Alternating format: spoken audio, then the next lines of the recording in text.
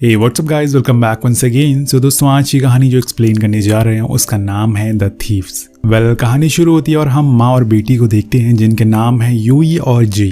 यहाँ यूई अपनी माँ को अपने बॉयफ्रेंड से मिलवाने लाई है, लेकिन असलियत कुछ और ही होती है। ये दोनों एक्चुअल में माँ बेटी असल में एक चोर हैं। यहाँ यूई का बॉयफ्रेंड एक आर्ट कलेक्टर होता है और उनके पास करोड़ों के हीरे हैं जिन्हें आज ये चुराने वाले हैं, लेकिन इनके साथ इनकी पूरी टीम मौजूद है जिसमें हम जॉन और किम को भी देख पाते हैं। तो यहाँ किम बिल्डिंग से एक वायर नीचे फेंकता है जिससे कि यूई पकड़कर वहां से निकल जाती है। इधर यूई की मॉम उसके बॉयफ्रेंड को लेकर आर्ट गैलरी दिखाने को कहती हैं ताकि यूई वहां से निकल सके। अब जी उस आर्ट गैलरी में पहुंच जाती है जहां बहुत सारी आलीशान चीजें रखी हुई थी। उसके अंदर जाने के लिए कोड डालना होता है जो वो देख लेती है और अंदर जाकर वहां के सेंसर पर च्युइंगम लगा देती है जिससे कि अलार्म ना बजे, और साथ में एक फोन भी रख देती है। तो दूसरी तरफ हम देखते हैं कि यूई पूरी तरह से तैयार हो रही थी। वो छलांग मारकर दूसरी बिल्डिंग में कूदती है और सारे पावर सप्लाई को बंद कर देती है जिससे कि एग्जॉस्ट बंद हो जाए, और वहां से उसी रास्ते से वो अंदर घुस जाती है और लिफ्ट के रास्ते से सीधा नीचे उसी आर्ट गैलरी में पहुंच जाती है जो कि वहां के सेंसर बंद था, इसलिए किसी को पता नहीं चलता। दूसरी तरफ उसकी माँ वो कोड उसे बता देती है जिसे वो लॉकर भी खोलकर वहां से वो एंटीक कप चुरा लेती है और उसकी जगह एक नकली कप रख देती है और सही मौके पर वहां से बाहर आ जाती है। जब तक उसकी माँ और बॉयफ्रेंड वहां पहुंचते, यूई पहले से वहां मौजूद थी इसलिए उन्हें पता ही नहीं चल पाता। लेकिन तभी वहां का अलार्म बजने लगता है और जब गार्ड उस रूम में जाते हैं वहां उन्हें वही च्युइंगम मिलता है। अब वो समझ जाती है कि ये इन्हीं माँ बेटी का काम है। वो उसे जाते हुए पकड़ लेते हैं और उनके बैग को चेक करते हैं, लेकिन वो एंटीक जग वहां पर नहीं था क्योंकि वो तो पहले यूई ने वायर में बांधकर वहां से निकाल दिया था जिससे कि वो सेफ्टी से किम तक पहुंच जाता और वो लेकर वहां से उसे निकल जाता है। तो इन्होंने बहुत ही चालाकी से इस चोरी को अंजाम दे दिया था।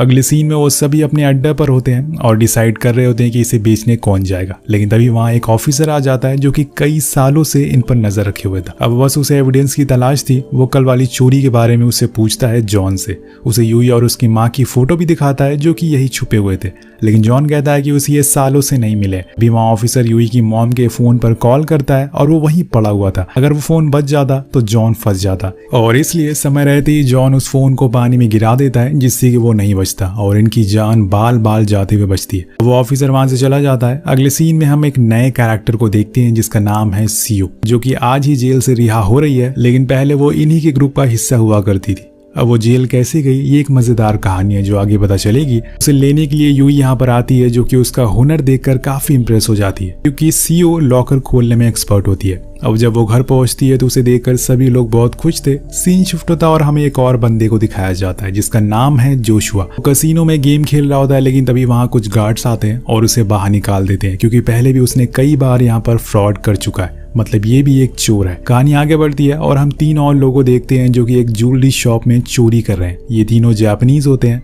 तभी शॉप का मालिक पुलिस को बुला लेता है, लेकिन उन चोरों ने सबके ऊपर बंदूक तान रखी थी जिससे पुलिस को लगता है कि उन्हें फेक कॉल मिली है और वो वहां से चले जाते हैं और तीनों बड़े ही चालाकी से लाखों की ज्वेलरी लेकर निकल जाते हैं। अब इस ग्रुप का हेड होता है जिसका नाम होता है जोंग और उसके दो पंटर होते हैं। चोरी करने के बाद उन्हें एक लेडी मिलती है। वो बताती है कि हम एक बहुत बड़ी चोरी करने वाले हैं, लेकिन उसके लिए उन्हें और लोगों की जरूरत पड़ेगी, इसलिए वो लेडी जून उन्हें लेकर जॉन के ग्रुप से मिलवाती है। लेकिन दोनों ग्रुप एक दूसरे को पसंद नहीं करते। लेकिन थोड़ी देर बाद वहां पर जोशुआ आता और एक दूसरे को सभी से पहचान करवाता, इंट्रोड्यूस करवाता है। जोशुआ वही आदमी है जिसे कि हमने कसिनो में देखा था।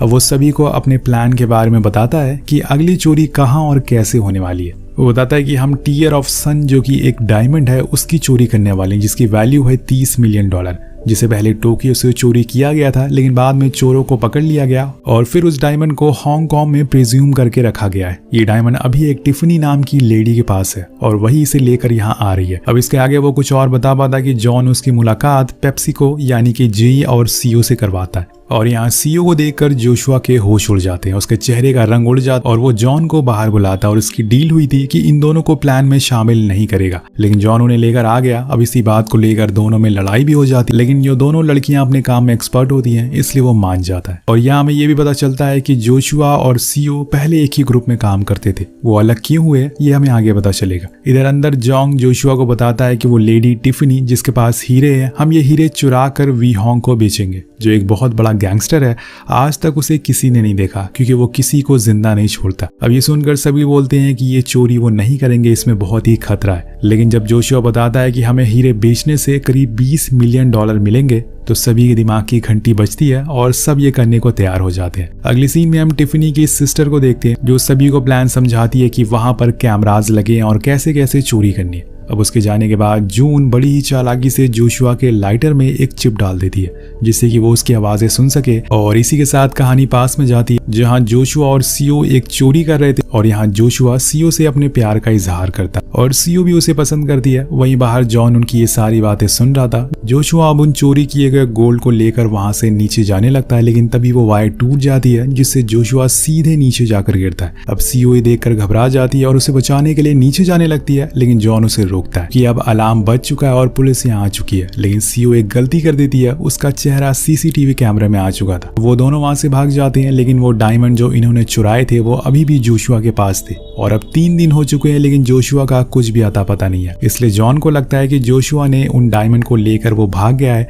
यानी कि उसने इन दोनों को धोखा दिया और यही कारण होता है कि जोशुआ और सीओ एक दूसरे से अब नफरत करने लगते हैं। कहानी फिर से प्रेजेंट में आती है जहाँ सीओ आज सालों बाद जोशुआ से मिलने जाती है और कहती है कि तुम्हें माफी मांगना चाहिए, तुमने वो डायमंड हमसे चुरा लिया, हमें धोखा दिया। लेकिन जोशुआ कहता है कि मैं एक चोर हूँ, चोरी करना मेरा मजहब है, मेरा काम है, मैं तुम लोगों से माफी क्यों मांगू, और वहां से चला जाता है। और इसी बात से गुस्सा होकर सीओ अपने गैंग के साथ एक और प्लान बनवाती है। उस डायमंड का एक रेप्लिका बनवाती है, मतलब कि डुप्लीकेट, जो कि बिल्कुल उसी तरह दिखता है। और इनका प्लान था कि वो असली वाले को लेकर भाग जाएंगे और नकली वाला जोशुआ को दे देंगे। कहानी फिर से पास में जाती है और हम जान पाते हैं कि जोशुआ जब उन गोल्ड की चोरी कर रहा था तो वो नीचे कैसे गिरा। हम देख पाते हैं कि जॉन ने जानबूझकर वो वायर को काट दिया था ताकि जोशुआ लिफ्ट से नीचे गिर जाए, क्योंकि वो जोशुआ को पसंद नहीं करता था और नहीं चाहता था कि सीओ उसके पास जाए। अब कई दिन इंतजार करने के बाद भी जोशुआ वो डायमंड को लेकर नहीं आता, तो सीओ डिसाइड करती है कि वो सुबह जाकर सरेंडर कर देगी। लेकिन अभी वो ड्रंक है और इसी का फायदा उठाकर जॉन उसे किस करने लगता है, लेकिन वो उसे रोक देती है क्योंकि वो जोशुआ से अभी भी प्यार करती है, भले उसने धोखा दिया उससे। यहाँ से कहानी प्रिजन में आती है और सभी अब मकाऊ पहुंचते हैं जहां पुलिस वाले भी इनका इंतजार कर रहे थे। अब जोशुआ सभी को प्लान बताता है कि कैसे चोरी करनी है। पहले जोंग और जेई दोनों टिफनी के साथ कैसीनो खेलेंगे। वहां जोंग का साथी कीवी भी मौजूद होगा। सभी लोग टिफनी को उलझा कर रखेंगे। इधर बाथरूम के बहाने कीवी नीचे रेस्ट्रिक्टेड रूम में जाएगा जहां पैसे और हीरे रखे हैं, लेकिन वहां की मास्टर की मौजूद है टिफनी के बॉडीगार्ड के पास और उसे निकलवाने का काम दिया जाता है यूई और किम को। यूई का काम था कि जाकर वो उसे सेड्यूस करे और वो की निकलवा ले, लेकिन वहां जाकर पता चलता है कि वो गार्ड एक्चुअल में गे है और वो किम के पीछे पड़ जाता है। लेकिन इन्हें किसी तरह से वो की चाहिए थी, तो यहाँ पर किम को उसे किस करना पड़ता और ये बहुत ही फनी सीन होता है। बट उन्हें किसी तरह से चाबियां मिल जाती है। अब बारी थी गन पहुंचाने की, क्योंकि भी एक गार्ड को पकड़ लेता है और उसे कुछ पैसे देता है और वो डिश के बहाने उस बंदूक को ऊपर इन तक पहुंचा देता है। इधर सीयू और जून लॉकर को खोलने की प्रैक्टिस कर रहे थे, लेकिन तभी हमें पता चलता है कि जून एक पुलिस ऑफिसर है।